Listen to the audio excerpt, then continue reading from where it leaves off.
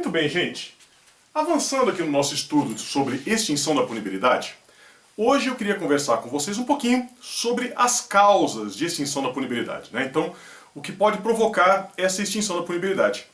E vamos começar pela mais óbvia, que é a morte, né? Então, vocês já sabem que a morte gera extinção da punibilidade, né? Porque, obviamente, né, por conta do princípio da pessoalidade das penas, né, aquela frase do Beccaria, de que as penas não passarão da pessoa do condenado, eu não posso ter a pena continuando depois que a pessoa morre, né? Então a morte gera extinção da punibilidade e, obviamente, a morte, né, pode acontecer a qualquer momento. Como dizia minha saudosa avó, para morrer basta estar vivo. Então, né, a morte pode acontecer tanto durante a pretensão punitiva quanto durante a pretensão executória. E a solução vai ser aquela padrão que vocês já sabem, né? Então, se acontecer durante a pretensão punitiva, desaparece qualquer efeito da condenação. E se acontecer depois que eu já tenho a condenação transitada em julgado, né, a pena desaparece, mas os demais efeitos da condenação continuam sendo possíveis, né? A gente continua tendo aí outras possibilidades de outros efeitos que eventualmente podem acontecer, tá? Então essa é a primeira observação que eu queria fazer para vocês. Mas, gente, o fundamental aqui, quando nós falamos de morte como causa de extinção da punibilidade, é mais uma questão processual do que uma questão de direito penal material. Porque, vejam, o que vai acontecer? É fundamental que nós tenhamos aqui que essa morte só pode ser comprovada por meio de atestado de óbito, né? Então tem que ser tudo devidamente documentado, né, para que eu tenha aqui a caracterização dessa morte, tá? Por quê? O que a gente quer evitar? Que a pessoa simule a sua morte, né? Então aquela situação de novela, né? Então a pessoa não morreu, mas finge que morreu, porque daí vai ter a sua extinção da punibilidade, tá? Por isso, né, que nós precisamos que isso seja devidamente documentado, seja documentado por meio aí do atestado de óbito, da certidão de óbito, provando que a pessoa morreu mesmo, tá?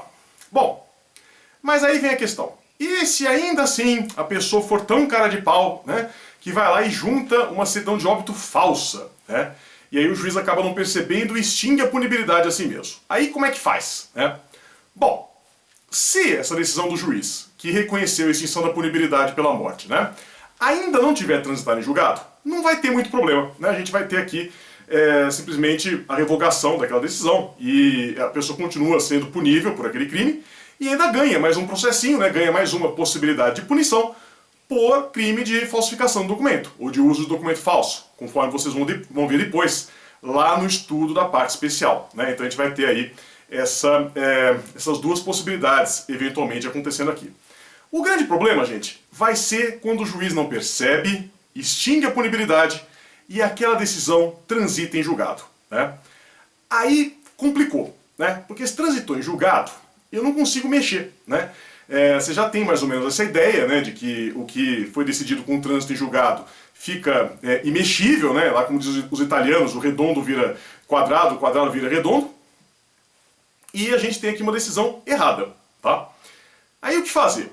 Temos dois caminhos, né? Nós vamos ter aqui alguns doutrinadores bem rigorosos, né, bem formalistas, dizendo que não tem jeito, né? Então que por isso que o juiz tem que tomar muito cuidado quando vai fazer a extinção da punibilidade pela morte, porque se porventura não tiver havido morte, né, se porventura não for caso de extinção da punibilidade, ele perdeu a chance, deveria ter feito isso antes, né? Então essa é uma primeira situação, é um primeiro problema que pode acontecer. E aí o que restaria? Você punir a pessoa só pela falsificação do documento, o que, dependendo do caso, pode ser uma vantagem para o réu, né? Porque às vezes ele cometeu lá um latrocínio que tem pena de até 40 anos e vai acabar sendo responsabilizado só pela falsificação do documento, que tem pena muito menor, tá? Então, nesse sentido, né, a outra corrente, menos segura, mas um pouco mais justa, dizendo que não, que nesse caso, né, essa decisão ela não vale, porque ela foi dada aí com base em documento falso, então mesmo que tenha transitado em julgado, né, ela não vai ser aceita e vai acontecer a mesma coisa do que aconteceria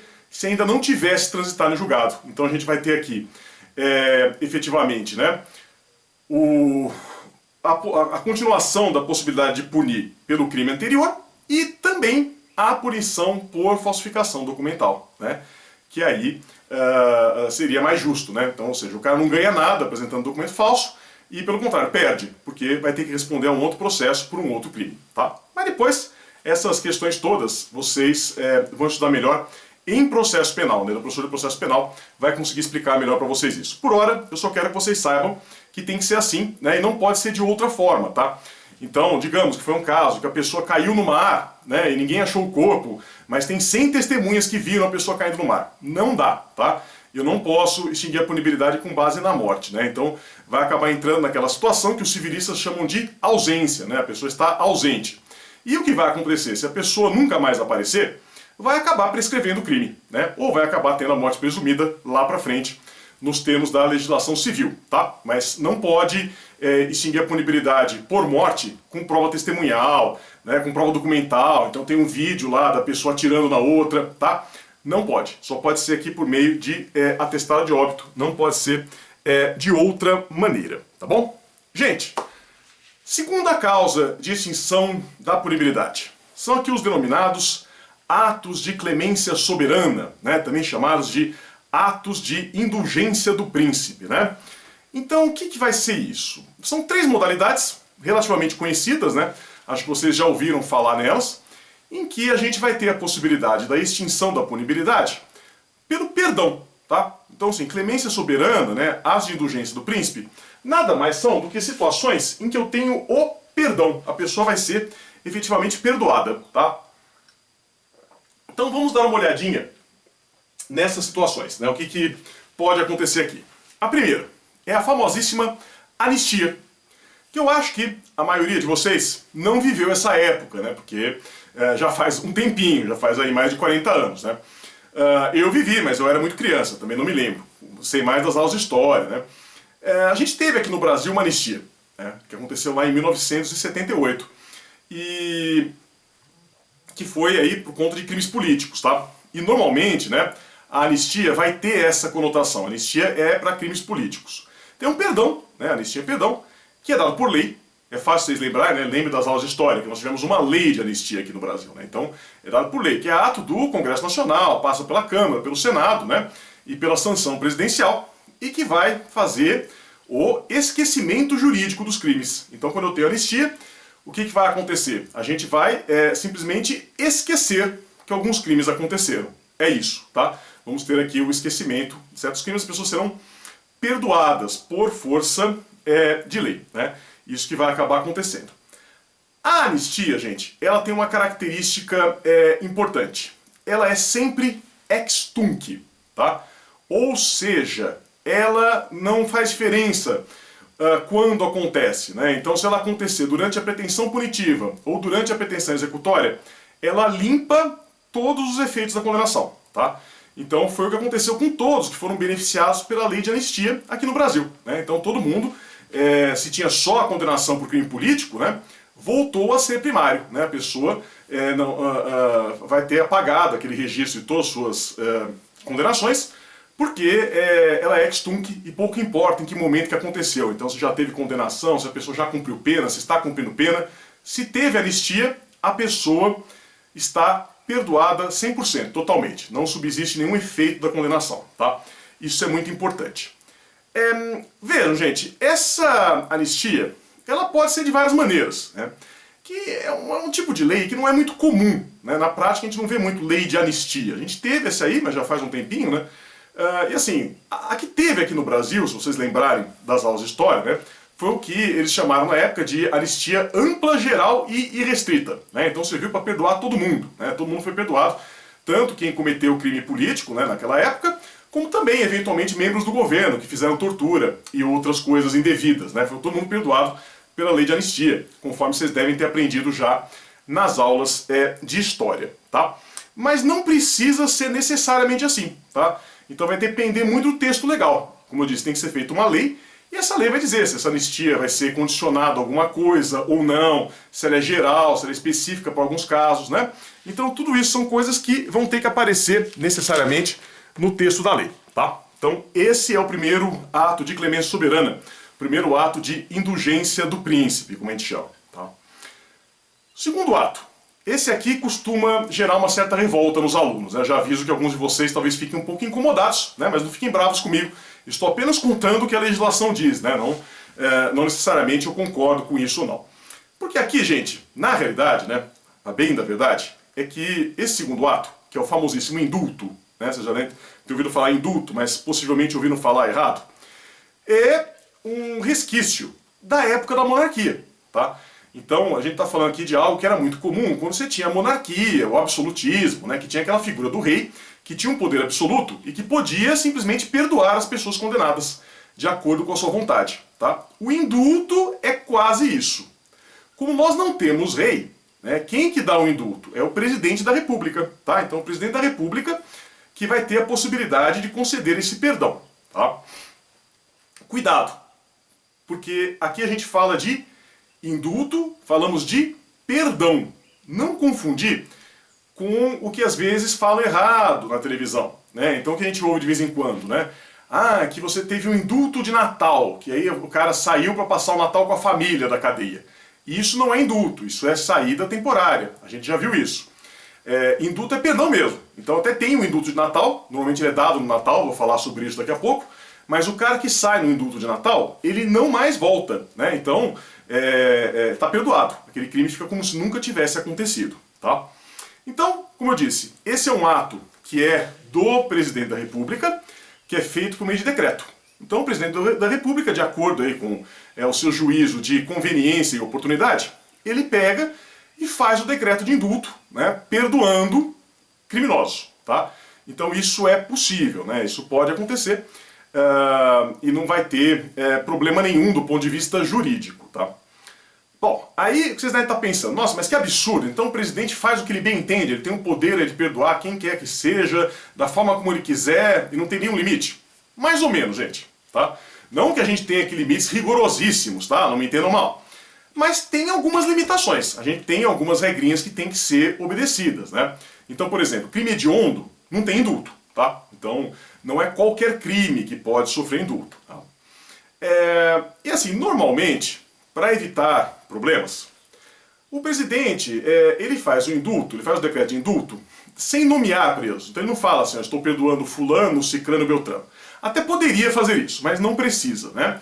Ele pega e faz um decreto trazendo algumas condições que os presos que atingirem aquelas condições receberão o benefício do indulto. Então, por exemplo, né, pessoas maiores de 70 anos que já cumpriram mais de 2/3 da pena, tá?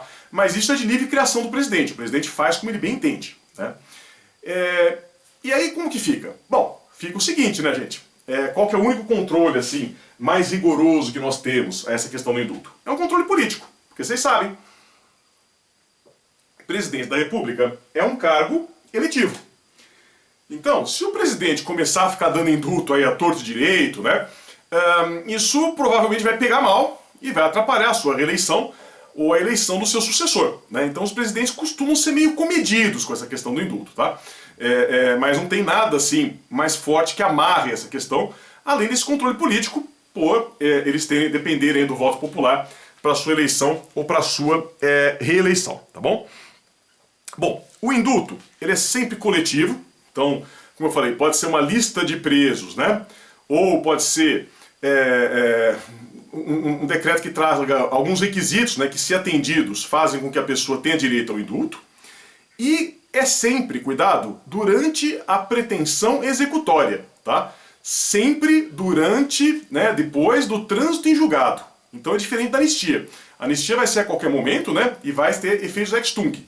O indulto não. É sempre depois que a pessoa já teve condenação definitiva e ele faz com que apenas a punição, a sanção, desapareça, né? Os demais efeitos da condenação continuam acontecendo, porque a gente tem aqui uma extinção da punibilidade que segue a regra geral, né? Então aconteceu durante a pretensão executória, você não desaparece com todos os efeitos que poderiam acontecer, tá? Bom, em princípio, né, qualquer dia o presidente poderia dar indulto, mas normalmente vai ser em condições especiais, marcadamente no Natal, né? Por isso que é muito famosa essa figura aqui do indulto de Natal, né? Ele vai acontecer nessa época, mas não é uma coisa obrigatória, tá? Então, nessa época que nós estamos, nada impediria, por exemplo, que o presidente resolvesse fazer o indulto do coronavírus, tá? Também poderia, né? Não que eu saiba, não aconteceu, mas nada impede. O que não pode é para crimes hediondos e equiparados a hediondos, né? No mais, o indulto vai ser possível, tá? Então, e o terceiro ato de indulgência do príncipe? Né? Já falamos de anistia, falamos de indulto, agora vamos falar de graça. Né? Graça é a terceira possibilidade. E a graça, gente, vejam vocês, ela não vai ser nada mais, nada menos do que um indulto individual. Tá? Então, é um indulto que é dado pelo presidente, a mesma coisa, para uma pessoa específica. Então ele resolveu perdoar lá o Zulmiro da Silva, que está preso. E ele vai sofrer essa graça. É uma coisa que não é muito comum, né? Os presidentes não costumam gostar muito de dar graça, porque pega meio mal, né?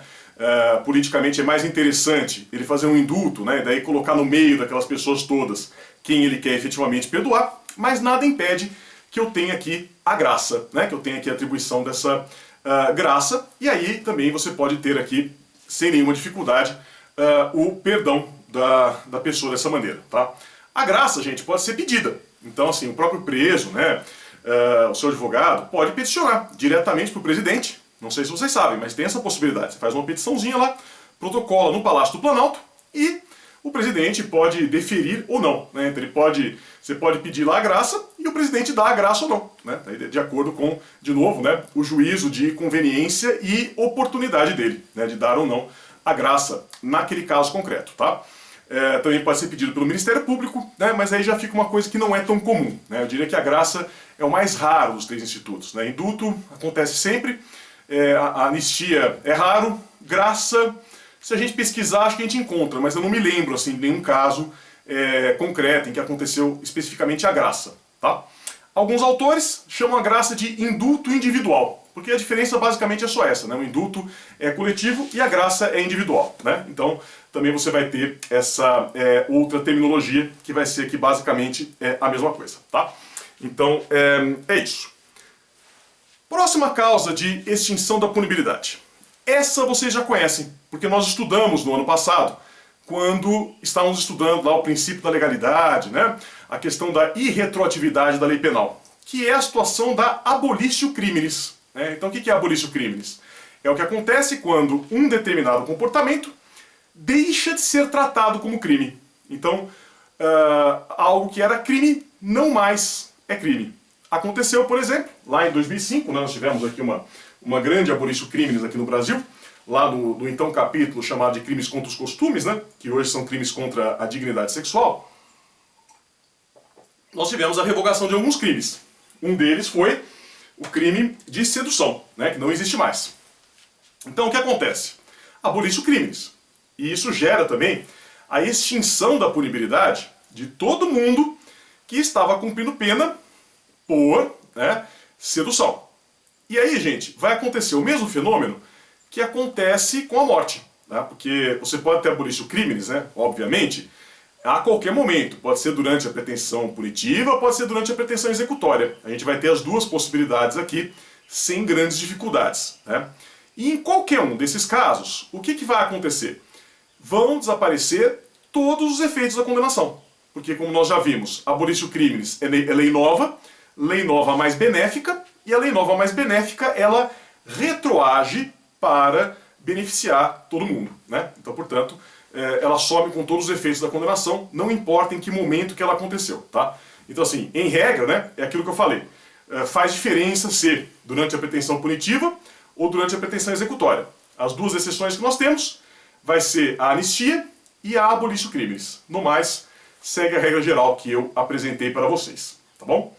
Bom, outra coisa.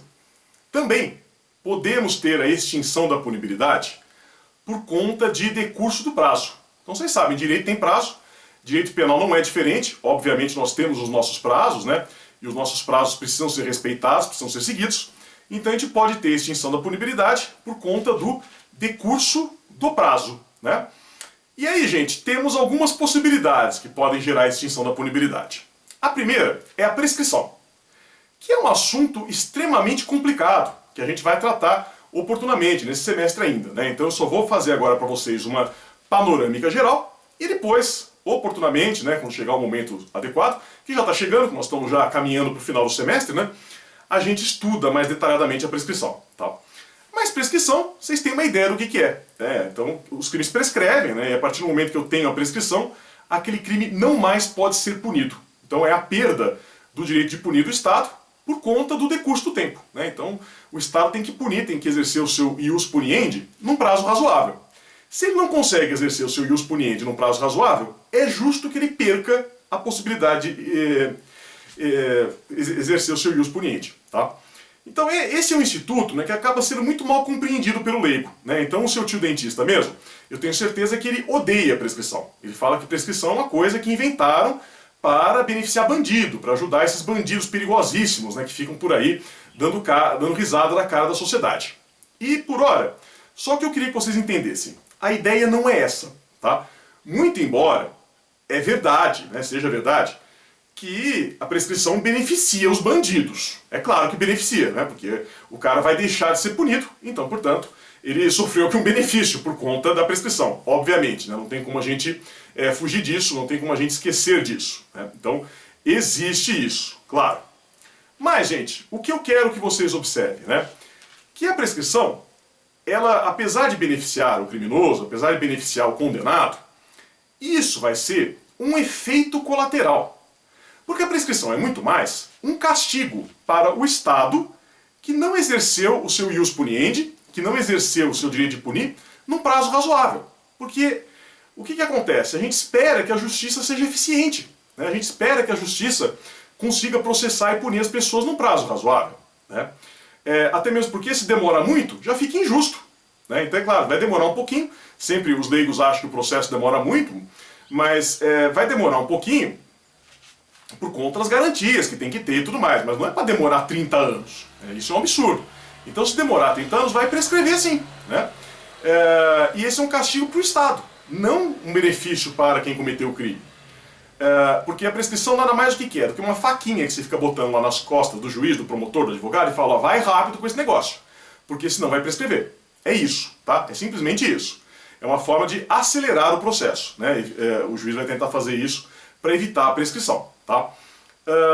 Então por isso, né, que a gente tem atualmente alguns crimes que são imprescritíveis. Então a própria Constituição traz crimes que são imprescritíveis, né? Terrorismo. E o que vai acontecer? Né? Vocês imaginem, gente. Falando sério, não estou justificando o que está errado, tá? Eu acho que tem muita coisa errada aqui no Brasil, né? E uma das coisas erradas é que a gente tem muito processo para poucos juízes. Mas imagina, você é juiz, tá? Daqui a uns anos você passou no concurso da magistratura, está trabalhando lá no seu gabinete. Tem aquela mesa cheia de processo, um monte de papel lá. Se bem que até lá não vai ter mais processo de papel, né? Mas enfim, você tem lá 722 processos para sentenciar. E aí no meio aparece um lá de terrorismo. O que você faz? Obviamente, deixa para depois. Porque você tem que fazer o outro que é mais urgente, que vai prescrever. Esse aí não prescreve, então deixa, amanhã eu faço. Só que esse amanhã nunca chega, gente, porque sempre vai ter coisa mais urgente, né? Todo dia vai chegando o processo. Então é muito ruim, né? Esse fato assim, de você ter alguns crimes que são imprescritíveis, né? Alguns crimes que não geram prescrição, vai acabar prejudicando a própria punição. Porque a gente vai acabar tendo aí, muitas vezes, né, o judiciário não dando a devida atenção para esse tipo de crime. Então não é bom que você tenha crimes imprescritíveis, né? Aos olhos do leigo parece bacana, você fala, então o crime agora é imprescritível, o Brasil virou um país sério. Mas na realidade é ruim que os crimes não prescrevam, tá? Essa é a primeira coisa que eu queria falar para vocês. Segunda coisa, né, que depois a gente vai ver melhor no ponto de prescrição, mas eu queria que vocês observassem desde já. Não é bem verdade aquela conversa do seu tio que é dentista, que fala que no Brasil tudo prescreve, então, portanto, os criminosos podem fazer o que eles bem entendem, é só contratar advogado bom, que o advogado vai cavando recurso, vai inventando um monte de coisa, e aí o crime acaba prescrevendo, tá? Se eu disser para vocês que isso nunca aconteceu, ou que nunca vai acontecer, eu vou estar mentindo, né? Não seria honesto da minha parte como professor, né? Falar para vocês, isso é bobagem. Não, claro que pode acontecer, mas o que eu quero que vocês percebam, é muito menos comum do que vocês podem imaginar. Primeiro, porque os prazos prescricionais são longos aqui no Brasil, tá? Segundo, porque durante o processo penal, muitas vezes, esses prazos são interrompidos, eles voltam para o zero. Então a tendência é que eles durem aí, às vezes, 40, 50 anos, que é bastante tempo. E terceiro, porque a gente tem na lei uma série de mecanismos para evitar essa prática de ficar recorrendo para conseguir a prescrição. Inclusive, o pacote anticrime ele trouxe, né, uma das coisas que ele trouxe, que eu vou falar para vocês na aula de prescrição, são algumas regrinhas, né, que tornam muito mais difícil a prescrição. Então você vai ter aqui a prescrição mais difícil porque vai suspender o prazo prescricional numa série de situações novas. Já tinha algumas pela legislação velha, com o pacote anticrime a gente passa a ter outras, né? Passamos a ter outras situações em que a prescrição fica com o prazo suspenso. Então assim, o que acaba prescrevendo?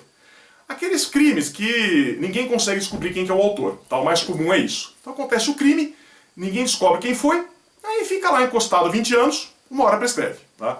Isso é o mais comum. Tem outros tipos de prescrição? Tem, claro que tem. Mas não é do jeito que o leigo pensa, tá? Então não é assim, que você pode fazer o que você bem entende, que tudo prescreve e no final fica tudo por isso mesmo. Não é tão simples, né? As coisas não funcionam exatamente dessa maneira, tá? Mas então saibam disso, a prescrição vai acontecer para praticamente todos os crimes, né? Então quase todos os crimes prescrevem, tirando alguns aí que a Constituição Federal estabelece que seriam imprescritíveis.